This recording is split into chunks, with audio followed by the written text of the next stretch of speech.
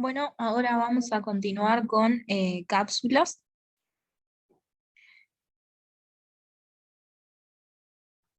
Según la USP, las cápsulas son formas farmacéuticas sólidas que pueden contener líquidos o sólidos en su interior. Las cápsulas que contienen líquidos en su interior se denominan blandas y las que contienen sólidos se denominan rígidas. ¿Sí?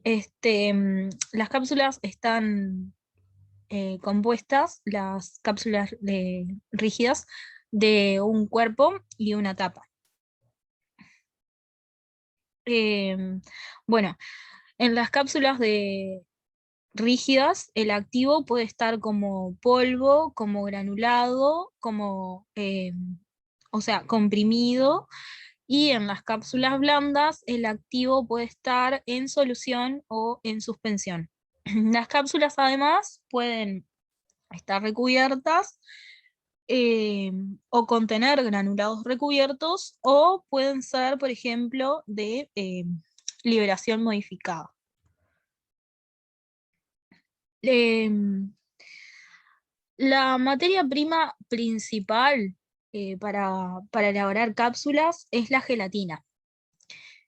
La gelatina se obtiene por hidrólisis del colágeno, ¿sí? O sea, se obtiene de animales, y hay dos tipos principales de gelatina. Eh, Existe la gelatina tipo A, que está derivada de un tratamiento ácido de la piel de cerdos, por ejemplo, y gelatina tipo B, que se obtiene de un procedimiento alcalino, ¿sí? A partir de piel y huesos de cerdos, de ovejas, ¿sí? Entonces, es un requisito regulatorio que las cápsulas de gelatina presenten un certificado de cumplimiento que certifique que están libres de encefalopatía espongiforme o BSE. ¿Qué es esto? Es como lo conocen como la vaca loca, ¿no? Para que no se transmita a humanos, justamente. Bueno, y después, más acá en el tiempo se han creado otro tipo de cápsulas en donde, bueno, no derivan de animales, sino que pueden ser, por ejemplo, de HPMC,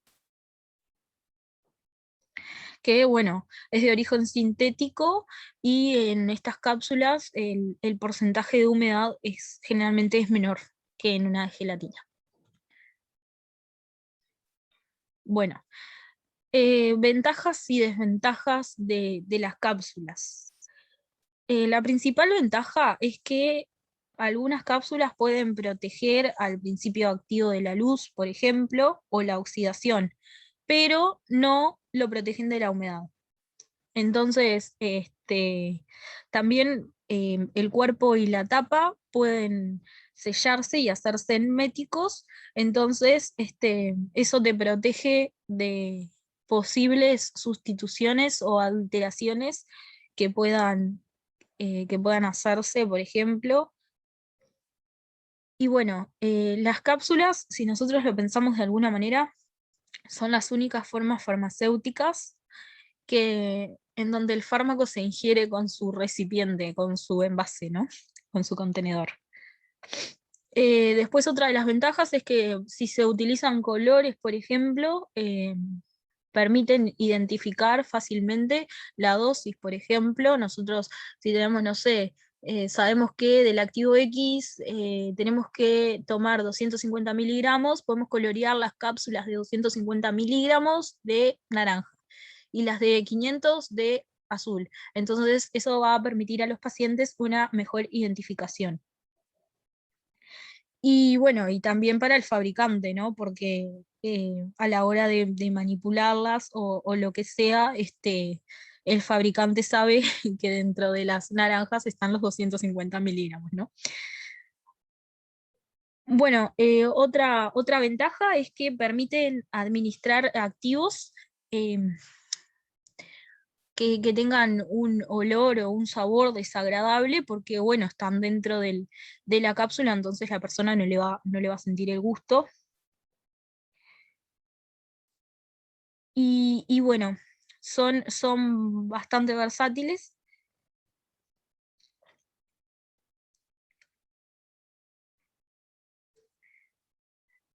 Bueno, como desventajas, podemos mencionar un mayor costo de producción.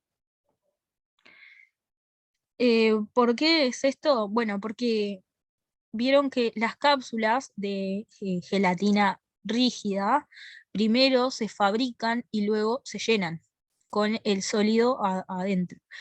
Pero en Uruguay no se fabrican cápsulas, ¿sí? Entonces, los laboratorios tienen que comprar el contenedor y llenarlo. Entonces, bueno, mayor costo de producción frente, por ejemplo, a comprimidos, porque tenemos que comprar la cápsula. Bueno, reposición a cuidar porque deben adquirirse, esto ya lo expliqué, sí, deben comprarse.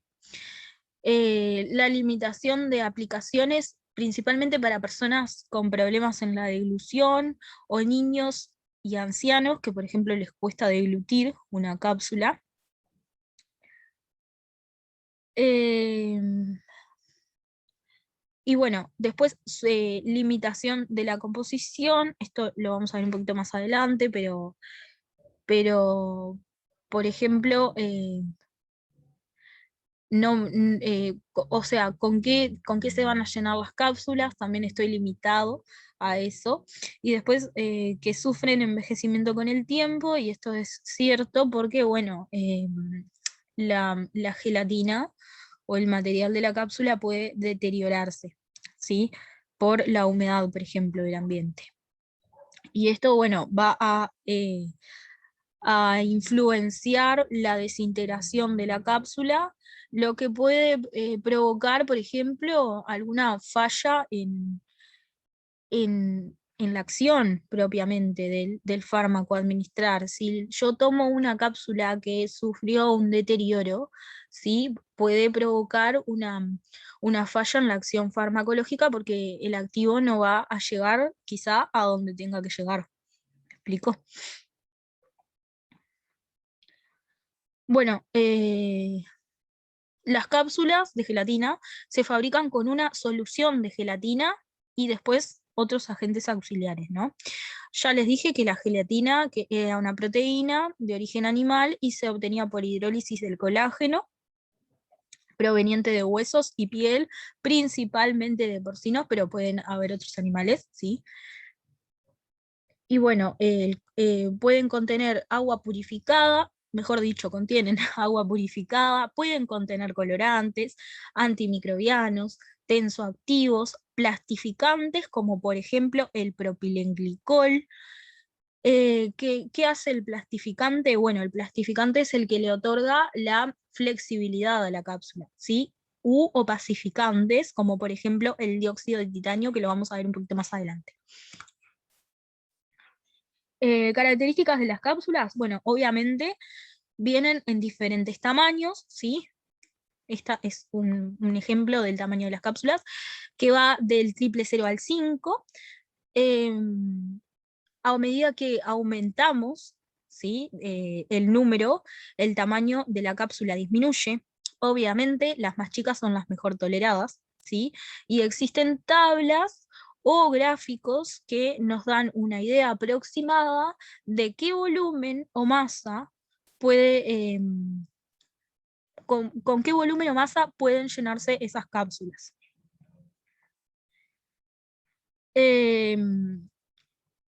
Para que tengan una idea, las 000, por ejemplo, son tan grandes que se utilizan más que nada en la industria veterinaria.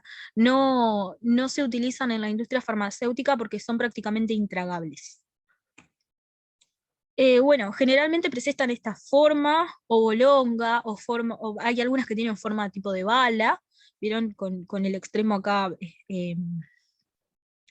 recto, o pueden tener, en vez de curvas, pueden ser rectas, pero bueno, en fin, estas son las clásicas y las más comunes, creo yo.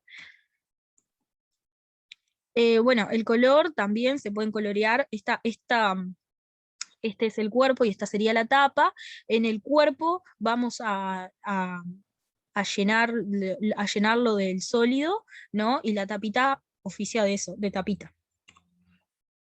Bueno, y pueden opacarse, como les decía hoy, opacificantes, con dióxido de titanio porque crean una protección adicional en el caso de principios activos fotolábiles. Vieron que yo una de las ventajas que les mencioné es que algunas cápsulas protegían al activo de la luz. Bueno, las que tienen opacificantes lo hacen. Las cápsulas contienen entre 12 y 16% de agua. ¿Qué quiere decir esto? ¿Por qué es importante? Bueno, porque son susceptibles de contaminarse microbiológicamente. Entonces, nosotros tenemos que tener unas condiciones de almacenamiento que van a estar en el rango de 20 a 25 grados Celsius y aproximadamente 40% de humedad relativa ambiente. ¿Sí? Esto es importante a tener en cuenta porque si nosotros excedemos esa cantidad de humedad relativa ambiente, el componente de la gelatina de la cápsula se ablanda. Y si nosotros, al contrario, tenemos muy poca humedad, lo que puede pasar es que se quiebre. Es importante porque dependiendo del país en el que yo me encuentre, de la región tropical en la que me encuentre, voy a tener diferentes envases para las cápsulas, ¿sí? Porque en algunos países, por ejemplo, los voy a tener que proteger de la humedad. Entonces las voy a tener que envasar en un envase impermeable, ¿sí? Cuando se supere la humedad relativa ambiente. Y cuando, cuando necesite un envase más permeable a la humedad, por ejemplo, en zonas donde la humedad relativa ambiente es muy baja, bueno, voy a tener que envasarlos en otro tipo de envase. Valga la redundancia. ¿Cómo se fabrican las cápsulas de gelatina? Bueno, yo ya les conté, les adelanté, que si bien las cápsulas están formadas por un cuerpo y una tapita, ¿sí? Se fabrican antes de llenarlas. Y en Uruguay se compran ya hechas. Bueno, la gelatina de la cápsula es soluble en agua caliente y obviamente en el fluido gástrico a temperatura corporal, o sea, 37 grados Celsius. La gelatina es insoluble en agua fría, pero ¿qué pasa? Absorbe agua, o sea, se humecta, ¿vieron? Entonces se torna tipo blanda. No es que se solubilice, sino que se ablanda por la absorción de agua. ¿Sí? Como la gelatina que preparan. Vieron que cuando se prepara la gelatina, se prepara con agua caliente y después solidifica a temperatura ambiente. Bueno, esto es lo mismo. A temperatura, en agua fría se humecta y se torna como viscosita. Bueno, para fabricar cápsulas duras, lo que se hace es, primero, ¿no? Se prepara una solución concentrada de gelatina más o menos en 35-40% peso-volumen, ¿sí? En agua purificada, caliente, entre 60 y 70 gramos. Y luego, si llevan colorante, ese colorante se disuelve en esa solución de gelatina. Luego, ¿no? Tenemos unos punzones, que es lo que le van a dar la forma a la cápsula, ¿sí? Esos punzones se sumergen, ¿sí? Son de acero inoxidable, obviamente, como todo en la industria farmacéutica, se sumergen en la solución de gelatina. Esto también se hace en caliente, y esa solución tiene que estar más o menos entre 45 y 55 grados.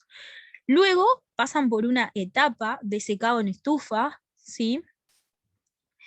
Y después se extraen y se ensamblan el cuerpito y la tapita. Y obviamente los fabricantes de cápsulas lo que hacen es vender las cápsulas cerradas y protegidas herméticamente de las posibles fuentes de contaminación microbiana, porque como yo ya les adelanté, contienen agua y son susceptibles a la contaminación microbiológica. ¿Cómo se cierran esas cápsulas? Bueno, las cápsulas se pueden sellar de diferentes maneras, ¿sí? Puede ser,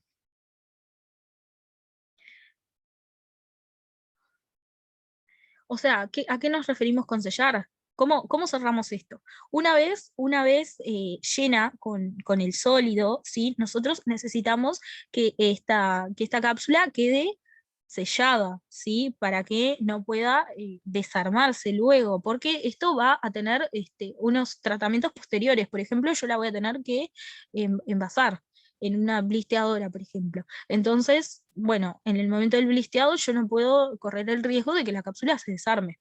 Entonces, lo que se hace es sellarlas. Bueno, ¿cómo se sellan?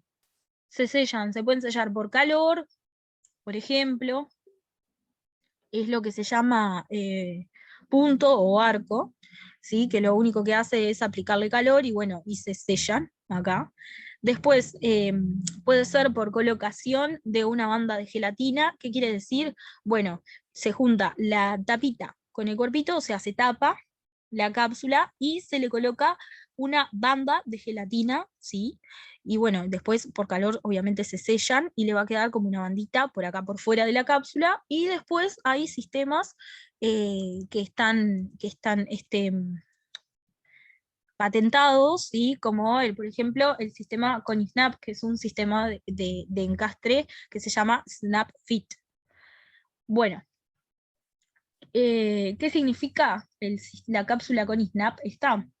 Bueno, este sistema por su diseño, lo que hace es asegurar el correcto acoplamiento del cuerpo con la tapa de la cápsula. Entonces evita que se desprendan, ¿no? Evita que se desarme. Bueno, ¿cómo pueden desarmarse las cápsulas? Yo ya les dije, les adelanté, pero puede ser por ejemplo, por vibraciones, por golpes, que pueden darse en las diferentes máquinas. Por ejemplo, en el momento del envasado. O, por ejemplo, por desperfectos que pueda haber en la composición de las cápsulas de gelatina rígida y puedan favorecer a su desacoplamiento. Por ejemplo, si está más, no sé, más gruesito acá y no hacemos un sellado correcto de la cápsula, bueno, se pueden desprender. Este sistema está diseñado de modo que en el cuerpo, cerca de su extremo, en esta parte, ¿sí? Hay una depresión circular y en la tapa hay una saliente interior, o sea, tienen como un encastre, ¿sí? Al cerrarse logran que la cápsula quede firme. Bueno, y esta es una foto extraída de la página donde venden las ConiSnap, ¿sí? Las venden en diferentes tamaños y bueno, ellos las promocionan.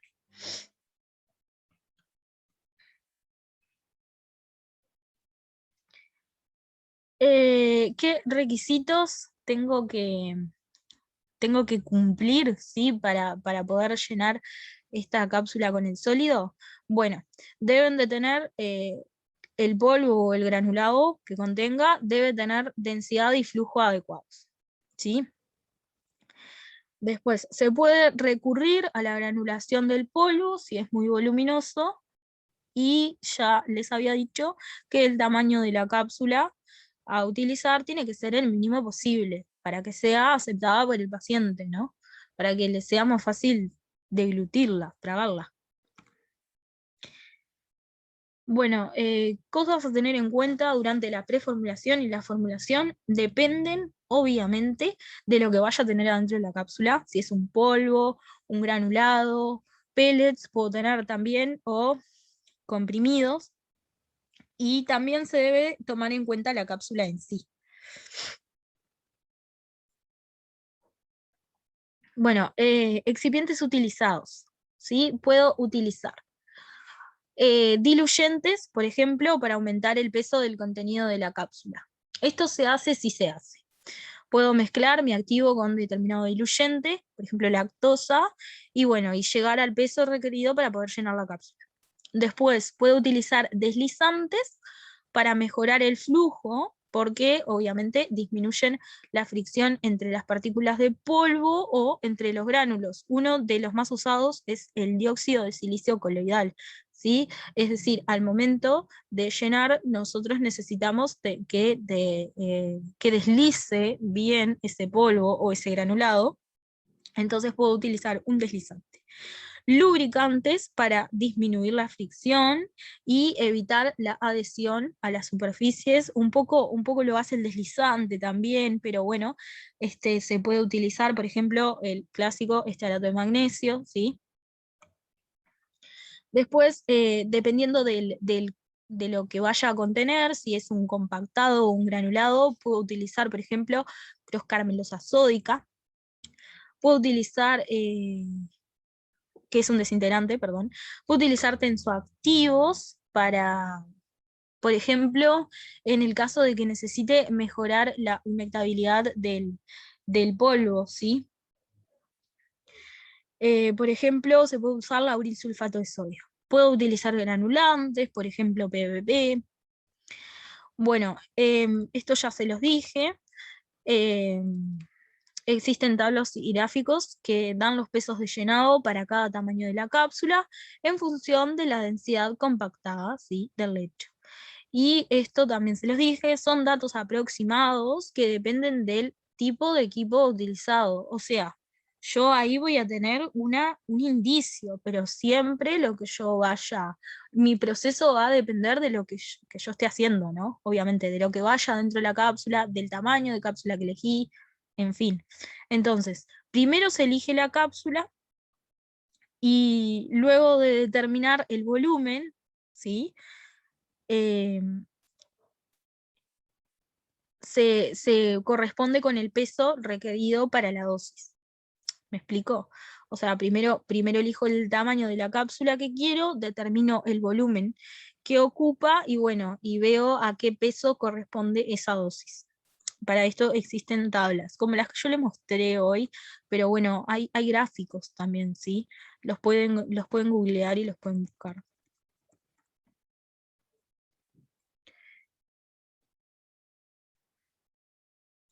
Bueno, ¿cómo se llenan las cápsulas?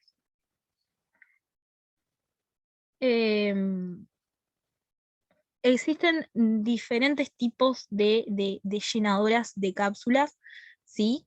Que son automáticas, semiautomáticas y manuales. En el aula va a quedar un ejemplo de una llenadora manual que ya prácticamente no se utilizan porque es un proceso muy tedioso, ¿sí? Y un operario, por muy entrenado que esté, no va a lograr llenar más de 500 cápsulas por hora, y es bastante poco, aunque parece mucho, para un operario. Imagínense cómo termina el pobre operario igual. Bueno, básicamente las etapas del llenado de las cápsulas primero se destapan, porque ya se acuerdan que vienen tapadas por el fabricante. O sea, se separa el cuerpo de la tapa, y esto generalmente se hace aplicando vacío, ¿sí? Luego se llenan, ¿sí? Y existe una precompresión del polvo si es necesario. Luego se tapan y por último se desempolvan, ¿sí? ¿Cómo pueden llenarse las cápsulas? O sea, las destapamos, ¿no? ¿Cómo las llenamos?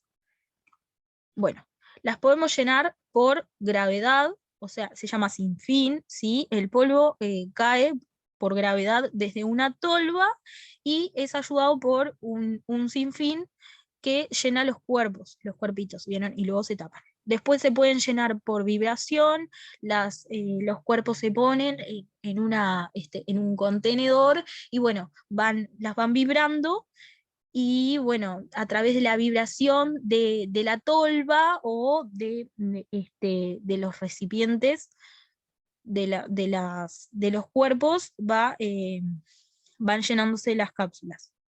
Y bueno, después puede ser por pistón y es donde se produce la compactación del comprimido. ¿Qué quiere, compactación del contenido, perdón? ¿Qué quiere decir? Bueno, se llenó la cápsula y baja un pistón y ahí compacta el contenido de la cápsula, por ejemplo. ¿no? Yo sé que es difícil imaginarse esto, así que vamos a ver un ejemplo de una llenadora semiautomática. Ya les dije que la manual va a quedar como ejemplo en el aula virtual si la quieren ver, pero considero que estas son más ilustrativas porque son las más utilizadas. Y las semiautomáticas hasta ahí nomás. En realidad las que ya son auge son las automáticas, pero vamos a ver un ejemplo.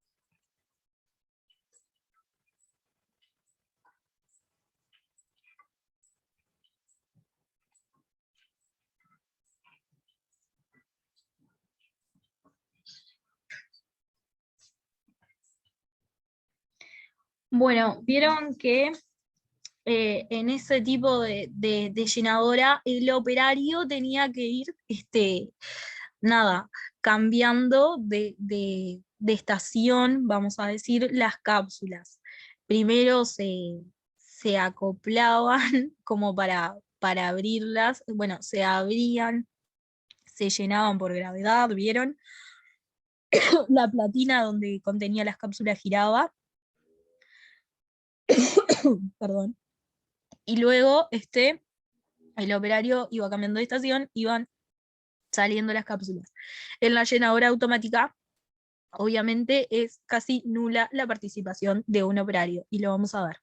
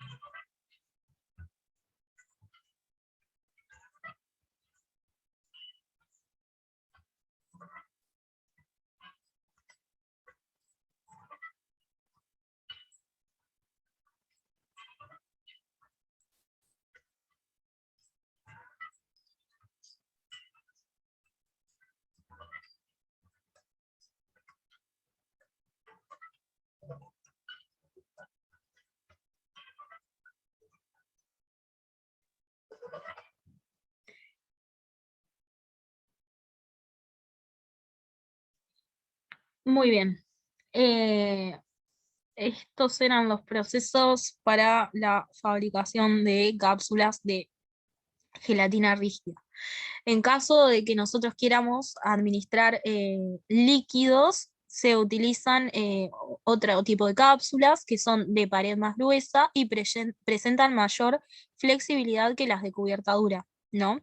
Entonces son elásticas, globulares y son de una sola pieza. Requieren mayor plasticidad por agregado de agentes plastificantes a la solución de gelatina, puede ser glicerina, sorbitol o cualquier otro poliol. Y a diferencia de las cápsulas de gelatina dura, las cápsulas de gelatina blanda se forman, o sea, se fabrican, se llenan y se sellan en la misma máquina en el momento. ¿Sí? En Uruguay no hay producción de cápsulas de gelatina blanda.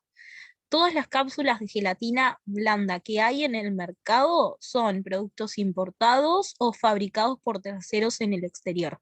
No se fabrican cápsulas de gelatina blanda en Uruguay. Bien.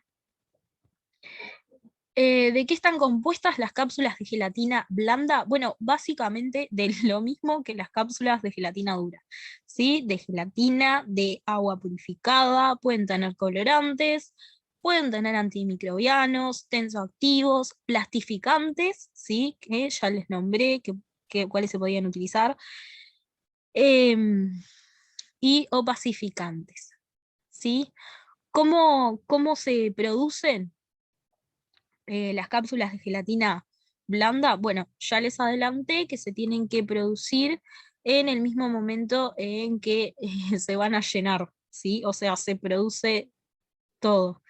Entonces, el proceso más utilizado que se usa es el de matrices rotatorias o Scherer, pero también sepan que existen otros. Yo les voy a dejar después un link para que vean cuál es el proceso de matrices rotatorias. Sí, es bastante cortito el video, pero básicamente consiste en dos especies de rodillos, ¿sí? En donde nosotros vamos a tener la, la, este, la solución, ¿sí? Que forma la cápsula.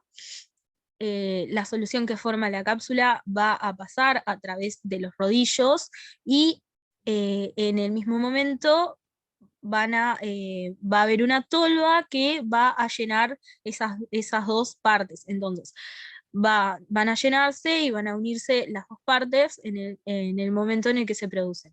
Es bastante complicado de imaginarse sin verlo, por eso les voy a dejar el pequeño link para que lo vean, no, nada, no dura ni un minuto.